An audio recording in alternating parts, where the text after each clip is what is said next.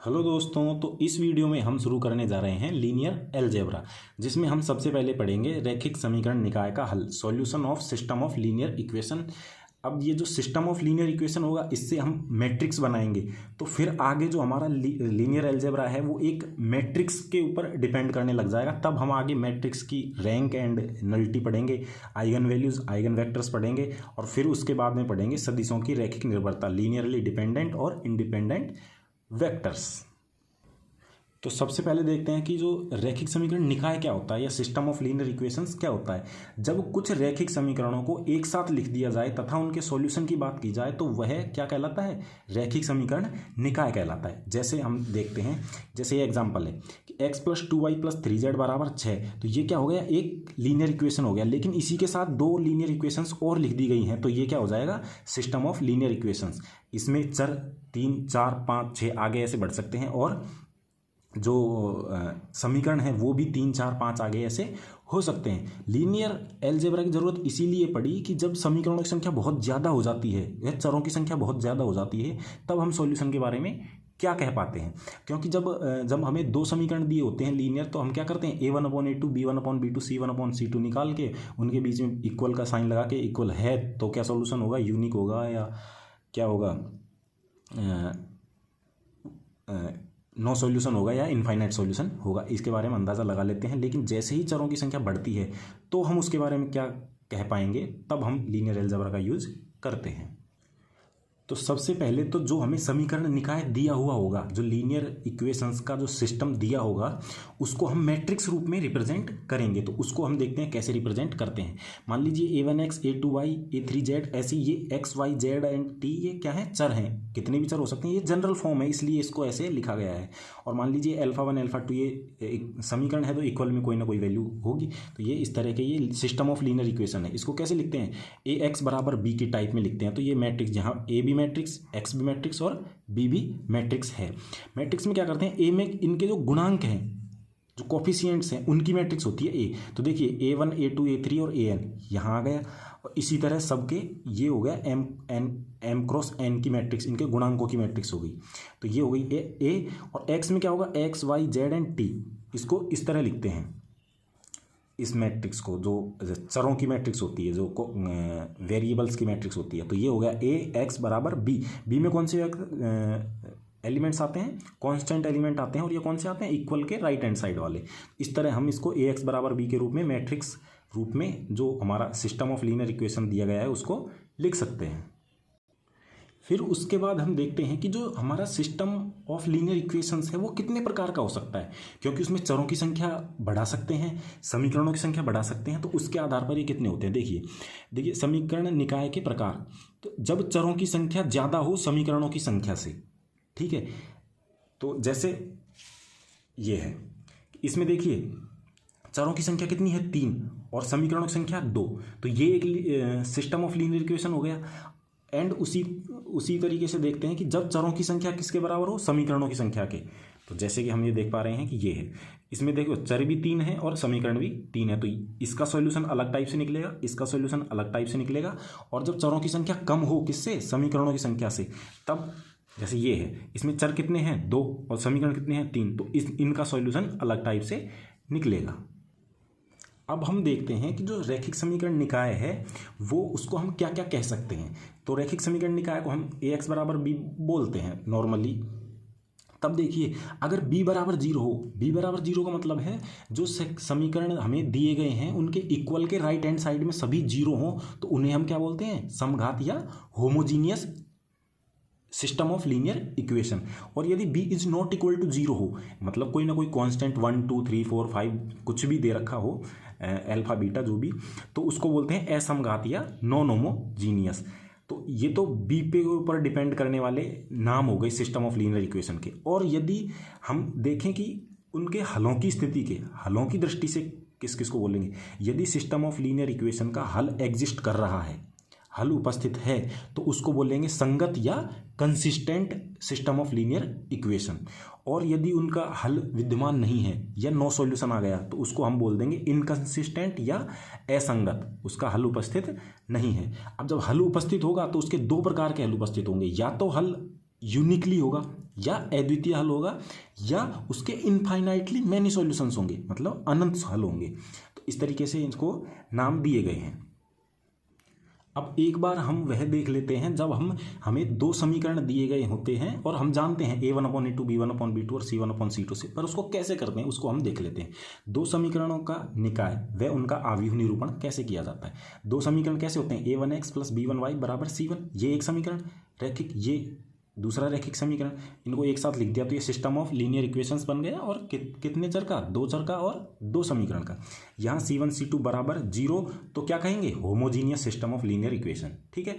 और c1 c2 0 नहीं होंगे तो क्या कहेंगे, नॉन होमोजीनियस या असमघात। सारणिक रूप में हम क्या करते हैं, ax = b के रूप में लिखते हैं। a क्या होती है, इनके कोफिशिएंट्स की मैट्रिक्स ये हो गई। x क्या होती है, x y, तो इसको ऐसे लिख दिया। और c1 c2 ये हम दो के लिए भी कर रहे हैं, ये हम तीन वेरिएबल्स या तीन समीकरण या तीन वेरिएबल्स 4 समीकरण सबके लिए ऐसे ही लिख सकते हैं। तो ये क्या हो गई, ax = b, जहाँ a गुणांकों या कोफिशिएंट्स की मैट्रिक्स है।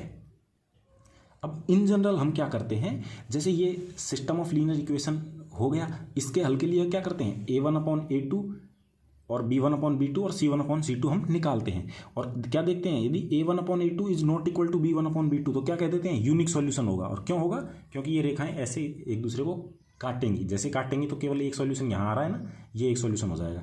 यदि a1/a2 = b1/b2 हो जाए तब हम देखते हैं c1/c2 पे कंडीशन। तो अब c1/c2 पे कंडीशन देखें, अगर ये नॉट इक्वल टू हो गया तो नो सॉल्यूशन, क्योंकि ये समांतर रेखाएं हो जाएंगी। और यदि इक्वल टू c1/c2 हो गया तो कह देंगे इनफाइनाइटली सॉल्यूशन, क्योंकि ये एक दूसरे पर ओवरलैप हो जाएंगी, तो ये अनंत सॉल्यूशन इसके हो जाएंगे। अब वो सॉल्यूशन तो हमने देख लिया जो हम करते आ रहे हैं पहले से, लेकिन अब हम लीनियर अलजेब्रा पढ़ रहे हैं तो उसमें इसका सॉल्यूशन कैसे होगा। उसमें हम क्या बनाएंगे, हम मैट्रिक्स बनाएंगे, ax = b बना दिया, a बराबर ये और b बराबर ये आएगी। यदि b is not equal to 0, तब जब b 0 नहीं है तब हम क्या कहेंगे कि अद्वितीय हल के लिए, क्योंकि हमने पीछे देखा है कि उसके यूनिक सॉल्यूशन भी निकला है और इनफाइनाइट सॉल्यूशन भी निकला है और नो सॉल्यूशन भी आया है। तो जब अद्वितीय हल के लिए हम क्या कहेंगे कि यदि जो ये मैट्रिक्स निकाली है इसका डिटर्मिनेंट नॉट इक्वल टू 0 आ जाए तो हम कह देंगे सीधा कि इसका अद्वितीय सॉल्यूशन होगा, अद्वितीय हल होगा। अब इसका डिटर्मिनेंट जब निकालेंगे तो a1/a2 a1 b1 a2 b2 determinant not equal to 0। जब इसका डिटर्मिनेंट खोलेंगे तो हमें इस तरह की वैल्यूज़ मिलेंगी, इस तरह की वैल्यूज़ मिलेंगी। ये माइनस में है तो इसको equal not equal to sine के राइट हैंड में भेज देंगे। जैसे ही हम भेजेंगे तो a1/a2 not equal to b1/b2। देखिए रैखिक समीकरण जो द्वारा हल कर रहे हैं या लीनियर अलजेब्रा द्वारा हल कर रहे हैं तो भी यही मिला है ना हमें, तो यूनिक सॉल्यूशन। तो वही बात हो गई कि हम जो ये चीज़ें हमारे पास आई हैं और हम पहले से पढ़ते आ रहे हैं वो लीनियर अलजेब्रा से ही निकल कर आई हुई हैं, तो उसे आज हम पढ़ रहे हैं। अब जब अनंत हल के लिए क्या होगा, not equal mod of a determinant of a equal to 0 हो जाएगा। तो उससे क्या मिलेगा, a1/a2 = b1/b2। और कोई हल नहीं के लिए भी इक्वल टू 0 होगा, तो यही कंडीशन आएंगी। बाद में हम c1/c2 देखते हैं इसके लिए। तो अब चौथी कंडीशन क्या बोल देंगे, यदि डिटर्मिनेंट ऑफ a = 0, इसका मतलब ये होगा या तो अनंत हल होगा या कोई हल नहीं होगा। और इसको हम पता है आगे 3 चर में 4 चर में भी यूज करने वाले हैं या 3 समीकरण में भी यूज करने वाले हैं। और यदि b = 0 होगा, जब b = 0 होगा तो इसमें नो सॉल्यूशन की कंडीशन हट जाएगी। क्यों हट जाएगी, क्योंकि मान लीजिए ये है 2x + 3y = 0, 5x + 6y = 0, तो इसका 0 0 तो सॉल्यूशन होगा ही, तो नो सॉल्यूशन वाली कंडीशन तो कभी आएगी ही नहीं जब b = 0 होगा, ठीक है। तो इसका देख लीजिए 0 0 = 0, 0 0 = 0, तो ये 0 0 तो इसका सॉल्यूशन हमेशा होगा ही। नो सॉल्यूशन की कंडीशन बनेगी नहीं, क्योंकि 0 0 तो हमेशा सॉल्यूशन होगा ही। जब determinant of a not equal to 0 तो अद्वितीय हल और इक्वल टू 0 तो अनंत हल। अब देखिए ये इंपॉर्टेंट पॉइंट इसलिए है कि किसी भी रैखिक समीकरण निकाय में यदि चरों की संख्या ज़्यादा है किससे, समीकरणों की संख्या से, तो हम आंख बंद करके सीधा कह देंगे कि इसके अनंत हल ही होंगे बस। जैसे x + y = 5 है, एक समीकरण है, जबकि चर कितने हैं 2, तो इसके अनंत हल हो जाएंगे। जैसे x + 2y + 3z = 5, ये जो भी समीकरण हमें दिया गया है हमें तो केवल ये देखना है, देखिए चर कितने हैं 3, समीकरण कितने हैं 2, तो अनंत हल कह देना है सीधा। अब हम इन जनरल इनके जो सिस्टम ऑफ लीनियर इक्वेशन है उनके सॉल्यूशन की बात करते हैं। अब मान लीजिए इस तरीके से हमें ये लीनियर इक्वेशंस दिए गए हैं, यहाँ A11 A12 और ये इस तरह ये कोफिशिएंट्स हैं, इनको इंडिकेट करने के लिए ये दिए गए हैं। और इंडिकेट करने के लिए इसलिए दिए गए हैं क्योंकि आगे चल के हम मैट्रिक्स बनाएंगे तो मैट्रिक्स में इस तरीके के एलिमेंट आते हैं, इसलिए इनको ऐसा लिखा गया है। ये क्या है, हमारी लीनियर इक्वेशंस हैं, system of linear equations. Variables कितने हैं, n वेरिएबल्स हैं। अब देखो पहली बात यही है, यदि n is greater than m, n क्या है, चरों की संख्या, m क्या है, समीकरणों की संख्या। यदि चरों की संख्या समीकरणों की संख्या से ज़्यादा है, अर्थात चरों की संख्या ग्रेटर देन समीकरणों की संख्या, तो अनंत हल होंगे, जो हम पढ़ चुके हैं पहले ही। और यदि m बराबर n, अर्थात चरों की संख्या बराबर समीकरणों की संख्या, तब हम सॉल्यूशन के बारे में क्या कहेंगे। तो उसके लिए सीधा एक एग्जाम्पल पहले मैं दिखा देता हूँ, बाकी इसकी जो जनरल थ्योरी है वो आपको बता दी जाएगी, लेकिन एक सीधा एग्जाम्पल से देखते हैं। अब चरों की संख्या कितनी है इसमें, 3, और समीकरणों की संख्या कितनी है, 3। तो अब इसका हल के बारे में हम क्या कहेंगे। अब ये हो सकता था कि इसमें 4 चर होते और 4 ही समीकरण होते, तो भी ये इसी तरीके से हम करते कि हल होंगे अद्वितीय, अनंत और कोई हल नहीं। सीधा क्वेश्चन दिख रहा है और आने लायक क्वेश्चन है, सीधा आ सकता है। तो हम क्या करेंगे, सबसे पहले इसकी ऑग्यूमेंटेड मैट्रिक्स बनाएंगे, संवर्धित आव्यूह। संवर्धित आव्यूह क्या है, ए तो इससे बनेगा और बी इससे बनेगा ना, ए यहाँ से बनेगा और बी यहाँ से बनेगा, तो दोनों को एक साथ लिख देते हैं। तो ए तो लिख दिया ये, क्योंकि 1 2 3 2 5 6 4 10 5 लिख दिया। बी कहाँ से, 6 15 25, 6 15 25, बीच में बस इस तरीके से लगा दिया, तो ये हो गई संवर्धित आव्यूह। अब क्या करते हैं, इसको अपर ट्राइंगुलर मैट्रिक्स बनाते हैं यहाँ से। उसमें क्या, केवल रो ऑपरेशन लगाकर, जैसे ही यहाँ बनाएंगे, बी में मतलब नहीं है हमें कि बी को क्या बनाना है, लेकिन जो ऑपरेशंस हम लगाएंगे वो पूरे इस लाइन पर लगाएंगे। तो बस अपर ट्राइंगुलर मैट्रिक्स हमें बनाना है, इसके लिए हम रो ऑपरेशंस लगाएंगे। जैसे ही हम रो ऑपरेशंस लगाते जाएंगे तो हमारी जैसे ही अपर ट्राइंगुलर मैट्रिक्स यहाँ बनेगी, जैसे हम रो ऑपरेशन लगाएंगे तो रो ऑपरेशंस इस पर भी काम करेंगे।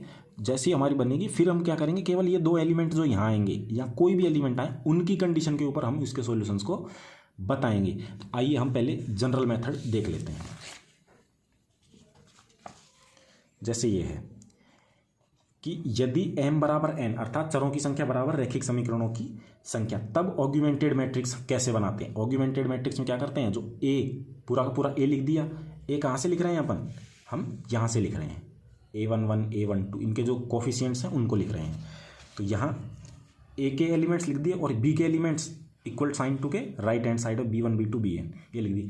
अब हमने पता है क्योंकि m बराबर n है, तो यहाँ भी n समीकरण होंगे और n ही क्या होंगे, चर होंगे। तो ये n क्रॉस n मैट्रिक्स यहाँ पे बनेगी।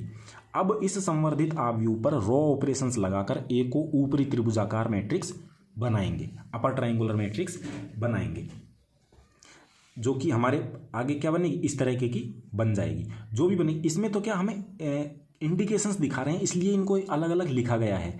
अब जब रो ऑपरेशन हम एक दूसरे पर लगाएंगे तो एलिमेंट्स तो बदलेंगे ना, इसलिए A11 को क्या लिख दिया हमने, B11 B12 इस तरीके से जो भी एलिमेंट बदले वो उनको इंडिकेशन से इस तरह हमने लिख दिया।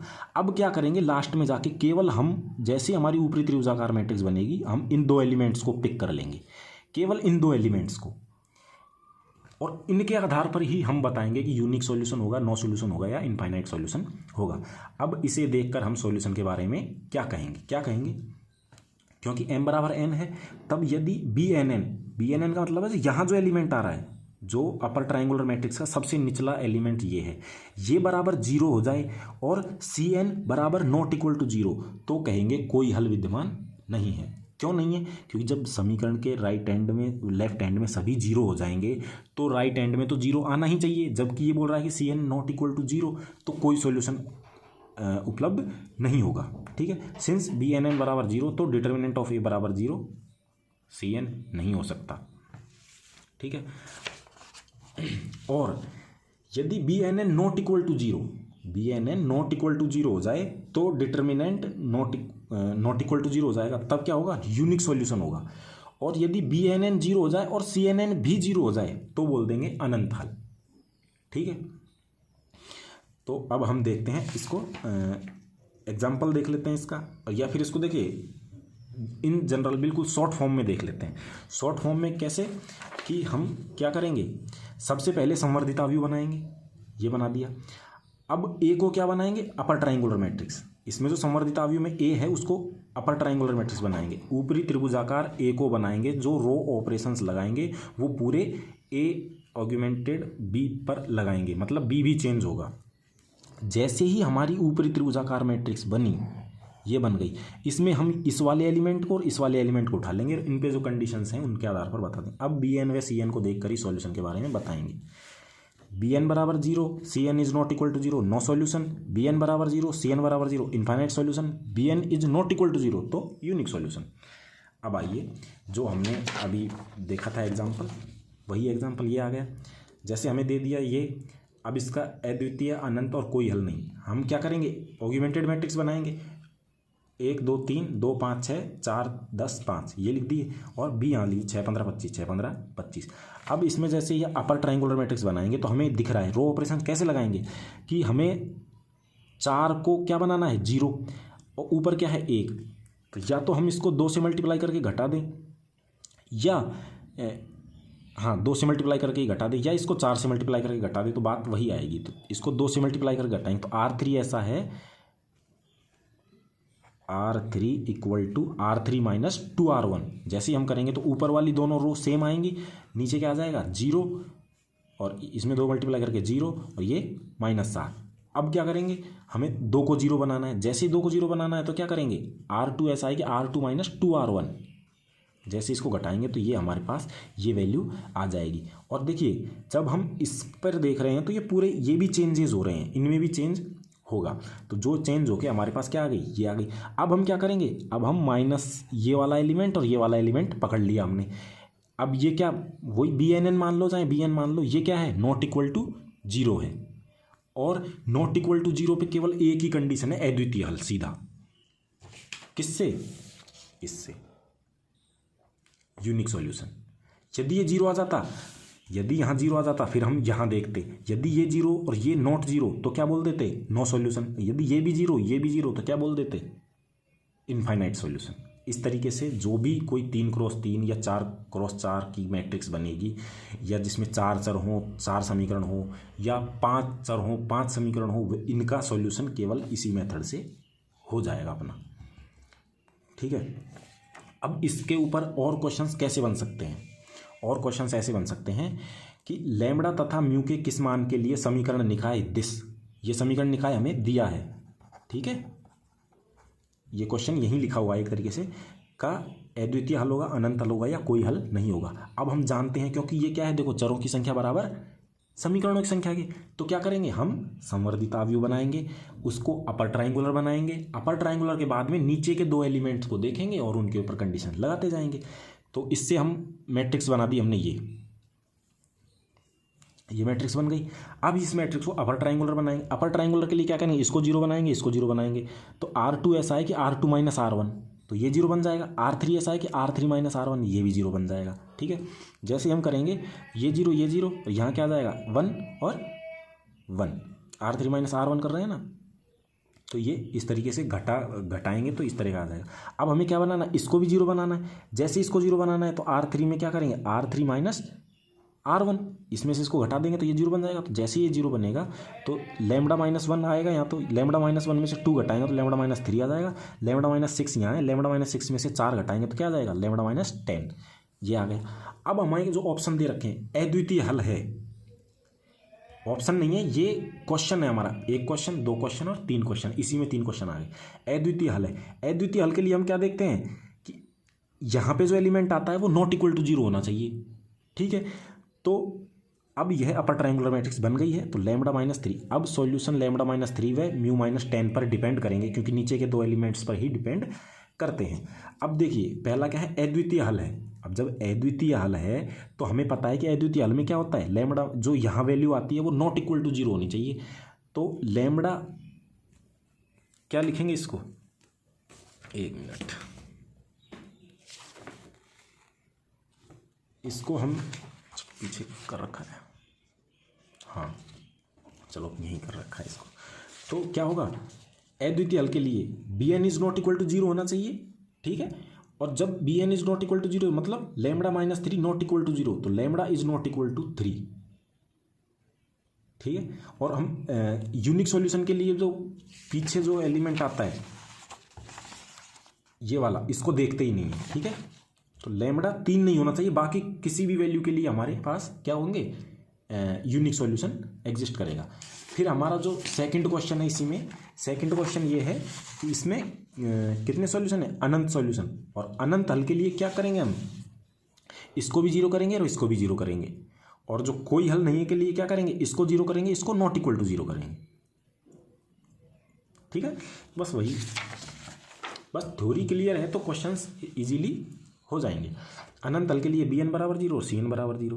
bn क्या है, लैम्डा माइनस 3 बराबर जीरो, cn क्या है, म्यू माइनस 10 बराबर जीरो। तो लैम्डा बराबर 3 आ जाएगा, म्यू बराबर 10 आ जाएगा। तो ये हमारे आंसर हो जाएंगे। लैम्डा और म्यू की वैल्यू तो वो पूछना चाह रहे हैं, तो वो हम बता रहे हैं। कोई हल नहीं है के लिए, कोई हल नहीं है के लिए क्या करेंगे, bn बराबर जीरो और cn not equal to zero. तो bn क्या है, लैम्डा माइनस 3 बराबर जीरो और cn क्या है, mu minus 10 not equal to zero. Mu 10 नहीं होना चाहिए और लैम्डा 3 होना चाहिए। बस यही हमारे आंसर्स हो जाएंगे। अब इसके बाद में आइए कि यदि सिस्टम ऑफ लीनियर इक्वेशन का अशून्य हल विद्यमान हो। अशून्य हल विद्यमान होने का मतलब है कि नॉट यूनिक सॉल्यूशन, ठीक है। जैसे 3x प्लस के वाई, तो k की वैल्यू हमसे पूछ रहा है, जिसमें k दे रखा है, मतलब कोई अचर है उसको k फिक्स दे रखा है, वो हमें बताया नहीं है, उसकी वैल्यू पूछ रहा है। तो हम क्या करेंगे कि अशून्य हल विद्यमान मतलब नॉट यूनिक सॉल्यूशन, ठीक है। अशून्य हल विद्यमान होने का मतलब है कि इसके, क्योंकि 0 0 तो इसका सॉल्यूशन होते ही है। अब जब अशून्य हल विद्यमान है तो शून्य मतलब हल कितने हो गए, एक से ज़्यादा। जैसे ही एक से ज़्यादा हल होते हैं तो हम सीधा क्या कहते हैं, अनंत हल। और अनंत हल के लिए डिटर्मिनेंट इक्वल टू 0 होना चाहिए। यूनिक सॉल्यूशन के लिए क्या होता है, डिटर्मिनेंट नॉट इक्वल टू 0।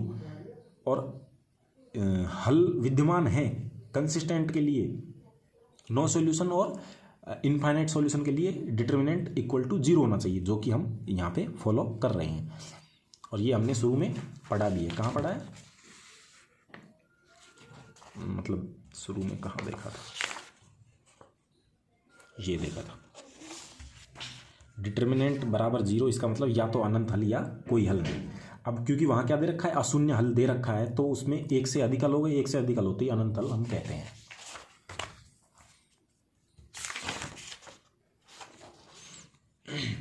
ये भी हो गया था अपना, ये चल रहा था। तो इसको डिटर्मिनेंट फॉर्म में लिख के इक्वल टू 0 करेंगे। जैसे इसका डिटर्मिनेंट हम खोल के निकालेंगे तो हमारे पास k इज इक्वल टू 33/2 निकल कर हमारे सामने आएगा। इसको हम जैसे ही सॉल्व करेंगे तो आ जाएगा। अब देखिए इसमें यह भी लिखा हुआ है, किसी भी रैखिक समीकरण निकाय के स्वतंत्र हलों की संख्या। मतलब हमें कोई रैखिक समीकरण निकाय दे दिया तो उसमें हमसे सीधा ये पूछ ले कि बताइए इसके स्वतंत्र हल कितने हैं। स्वतंत्र हल कितने हैं तो हम क्या करेंगे, उसमें चरों की संख्या फिक्स होगी और स्वतंत्र संबंधों की संख्या भी फिक्स दी होगी हमें। बस सीधा हमसे उससे निकल, नो कैलकुलेशन, नो कुछ भी नहीं, मैं नहीं करना। सीधा चरों की संख्या माइनस संबंधों की संख्या प्लस 1। अब जैसे मान लीजिए यही है, इसमें हमसे पूछ लिया स्वतंत्र हलों की संख्या बताइए। चरों की संख्या कितनी, 3, और समीकरणों की संख्या कितनी, 3। तो 3 - 3 0 प्लस 1 तो 1 स्वतंत्र हल हो जाएगा इस समीकरण से, जहाँ पे ऐसा होना चाहिए b is not equal to 0, ठीक है। और अब आता है कि जब चरों की संख्या क्या हो, कम हो और समीकरणों की संख्या ज़्यादा हो। अब तक हमने क्या पढ़ा है, अब तक हमने देखा था कि चरों की संख्या ज़्यादा थी किससे, समीकरणों की संख्या से। तो हम क्या कहते थे कि हमेशा अनंत हल, ठीक है। अब जब चरों की संख्या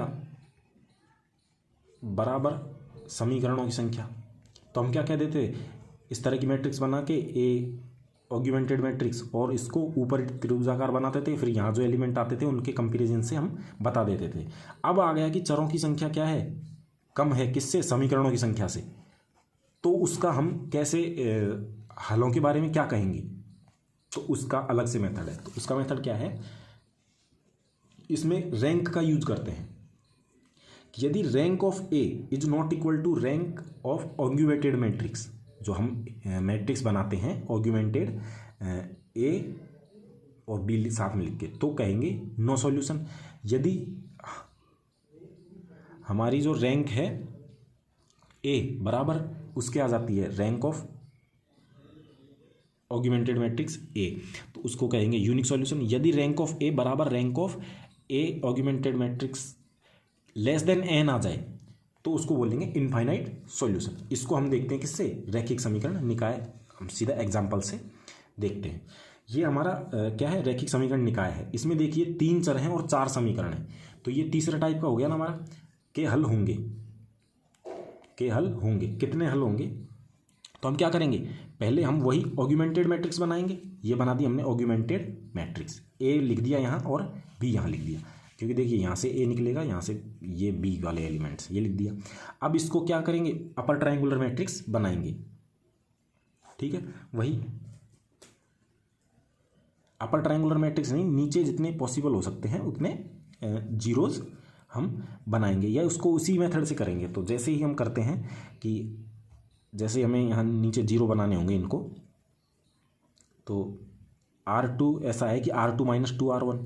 R2 कौन सा है, ये इसमें R1 में 2 मल्टीप्लाई करके घटाएंगे तभी ये जीरो बनेगा, और इसमें R में R जो 1 है इसमें 3 मल्टीप्लाई करके घटाएंगे, इसमें भी 3 मल्टीप्लाई करके घटाएंगे R4 में, तो हमारे ये तीनों जीरो बन जाएंगे। वही हमने यहाँ लिख के ये किया हुआ है। और जितने हम करते जा रहे हैं आगे, इसी तरीके से जितने जीरो बना सकते हैं उतने जीरो हमने बना लिए। और उसी को अगर क्योंकि देखिए जो अपर ट्रायंगुलर मैट्रिक्स होती है वो n क्रॉस n की प्रॉपर्टी होती है, जो n क्रॉस n मैट्रिक्स होती है उसकी प्रॉपर्टी होती है। लेकिन यहाँ पे हमारे पास क्या है, चरों की संख्या 3 और समीकरणों की संख्या है 4, तो इस तरीके से क्या होगा, ये इसको हम सीधा ऐसे नहीं बोल सकते कि अपर ट्रायंगुलर मैट्रिक्स बनाएंगे, क्योंकि ये उसकी प्रॉपर्टी है ही नहीं m क्रॉस n मैट्रिक्स की। तो इसलिए जितने नीचे जीरो पॉसिबल बना सकते हैं उतने हम बनाएंगे। और R4 ऐसा है कि R4 प्लस 2R3, क्योंकि यहाँ क्या जीरो हम बनाना चाहेंगे। तो R3 ये है, इसमें 2 से मल्टीप्लाई करके इसको क्या करेंगे, ऐड करेंगे, तो ये जीरो हो जाएगा। जैसे ये जीरो हुआ, यहाँ भी इन पर भी वही चीज़ फॉलो होगी, तो ये जीरो बन जाएंगे। अब हम क्या देखेंगे, तो ये तो हमारी ए होती है, ठीक है, और ये क्या होती है, ऑगमेंटेड मैट्रिक्स पूरी, क्योंकि हम ए की रैंक्स देखते हैं और ऑगमेंटेड मैट्रिक्स की रैंक देखते हैं। तो ए तो हो गई हमारी ये। अब इसकी रैंक हम देखना चाहें तो इसकी रैंक क्या है, पहले इसकी सिंगल की रैंक देख लीजिए। जब इसकी रैंक देखेंगे तो इनको हम क्या है, अलग अलग भी निकाल सकते हैं, ए को अलग और ए ऑगमेंटेड मैट्रिक्स की दोनों को अलग अलग करके किससे निकालेंगे, रो एक्लन फॉर्म से हम इनकी रैंक निकालेंगे। तो जैसे इसकी रैंक निकालेंगे, देखिए ये 1, ये -1, ये 2, तो ये क्या आ जाएगी, एक रो एक्लन फॉर्म बन जाएगी केवल ए की। तो यहाँ से क्या निकलेगा, ए बराबर क्या निकलेगा, 1 2 1 0 -1 0 0 0 2 और 0 0 0। तो ये क्या आ गई, ए, और ऑगमेंटेड मैट्रिक्स ये क्या है, ये क्या है, ए, ठीक है, यहाँ से निकल गई। अब ए की रैंक क्या होती है, रो एक्लन फॉर्म बन गई ना ये। अब आप कहेंगे कि यहाँ तो इनके जो लीडिंग है कोफिशिएंट्स है वो 1 होने चाहिए। अरे 1 कर लो इनको, अगर R2 में अपन क्या मल्टीप्लाई कर देंगे, -1 मल्टीप्लाई कर देंगे तो ये 1 हो जाएगा, और इसको 1/2 से मल्टीप्लाई कर देंगे तो 1 हो जाएगा। तो ये रहेंगे तो नॉन जीरो ही, मतलब 1 1 बन जाएंगे। तो इसकी रैंक क्या है, 3 ए की, और इसकी रैंक क्या है, इसकी रैंक भी 3 है, क्योंकि देखो नीचे वाली क्या है, रो जीरो है, तो नॉन जीरो रो की संख्या कितना है, 1 2 3। तो ये क्या हो गई, ऑगमेंटेड मैट्रिक्स की रैंक 3 और ए की रैंक भी 3। तो यहाँ लिखा हुआ है कि rank of A = 3 and rank of A augmented matrix = 3, दोनों 3 है, अतः यूनिक सॉल्यूशन। अगर ये 3 से कम होती, रैंक 3 से कम होती, अगर ये भी 0 0 आ जाता, तो हम क्या कहते कि ये क्या है, इसके इनफाइनाइट सॉल्यूशन है। तो इस तरह हम जब हमें 4 समीकरण 4 चर दे रखे हों और 5 समीकरण दे रखे हों या 6 समीकरण दे रखे हों, तो उसके हिसाब से हम इसी तरीके से हम कर लेंगे। इसको करने के लिए हमने इसको एक साथ लिख के किया है। इसको इस तरह लिख के हम इस पर क्या लगाएंगे, अब रो एक्लन फॉर्म लगाकर इसकी क्या निकालेंगे, मैट्रिक्स वो रैंक निकाल लेंगे। रो एक्लन फॉर्म आपको पहले पढ़ा रखी है, तो इसकी रैंक निकल आएगी। जैसे इसकी रैंक निकलेगी तो हम एक ही भी रैंक निकाल लेंगे, तो केवल रैंक पे डिपेंड करता है। और रैंक अगर दोनों की बराबर नहीं आती तो नो सॉल्यूशन, रैंक बराबर आ जाती है और मैक्सिमम आती है तो unique solution. Rank of A बराबर रैंक ऑफ ऑगमेंटेड मैट्रिक्स ए, अगर वो n से छोटी है तो इनफाइनाइट सॉल्यूशन। इस तरीके से हमने क्या पढ़ा कि जो सिस्टम ऑफ लीनियर इक्वेशंस हैं उनके जो हलों के बारे में हम किस तरीके से कह सकते हैं, उनको देखकर उनके जो कुछ छोटी मोटी कैलकुलेशन करके उनके बारे में कैसे बता सकते हैं। क्योंकि जब तक दो चर होते हैं या तीन चर होते हैं हम एक का मान दूसरे में रख के या किसी और तरीके से बता सकते हैं, लेकिन जैसे ही चर 4, 5 आ जाते हैं या समीकरण 5 से 6 हो जाते हैं या और भी ज़्यादा हो जाते हैं तो उनके बारे में भी हम इस मेथड से ईजिली बता सकते हैं। थोड़ी कैलकुलेशन होती है लेकिन बता सकते हैं। ठीक है, तो थैंक यू।